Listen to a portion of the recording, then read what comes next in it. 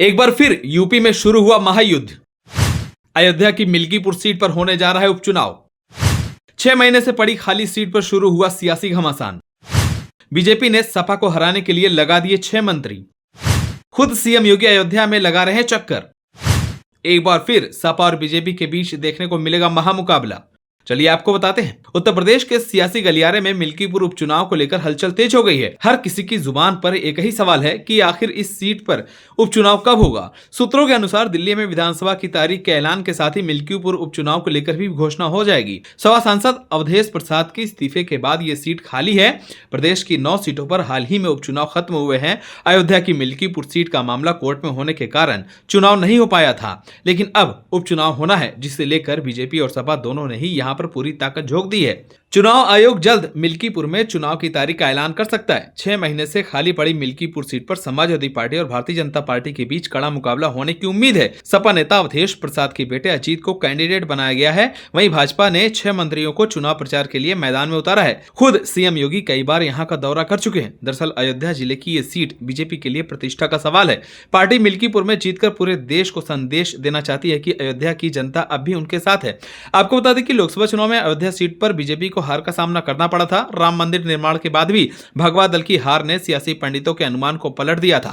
नवंबर में हुए 9 खाली विधानसभा सीटों को उपचुनाव में बीजेपी ने 7 सीटों पर जीत हासिल की थी। अब पार्टी मिल्कीपुर में भी जीत का परचम लहराना चाहती है। यहां पार्टी ने मंत्री जेपीएस राठौर और एमएलसी धर्मेंद्र सिंह को पहले ही लगा दिया है। स्वतंत्र देव सिंह, सतीश शर्मा, गिरीश यादव और मयंकेश्वर सिंह की एक और टीम भी हाईकमान द्वारा लगाई गई है। ये सभी मंत्री अयोध्या जिले के प्रभारी मंत्री सूर्य प्रताप शाही के साथ मिलकर काम करेंगे। वहीं दूसरी तरफ समाजवादी पार्टी की तरफ से यहां से पूर्व विधायक और अयोध्या के वर्तमान सांसद अवधेश प्रसाद ने खुद ही कमान संभाल रखी है। अवधेश प्रसाद क्षेत्र में लोगों के बीच जाकर मुद्दों की बात कर रहे हैं। वहीं अखिलेश यादव ने भी कमर कस ली है और अवधेश प्रसाद खुलकर बीजेपी को चैलेंज करते नजर आ रहे हैं।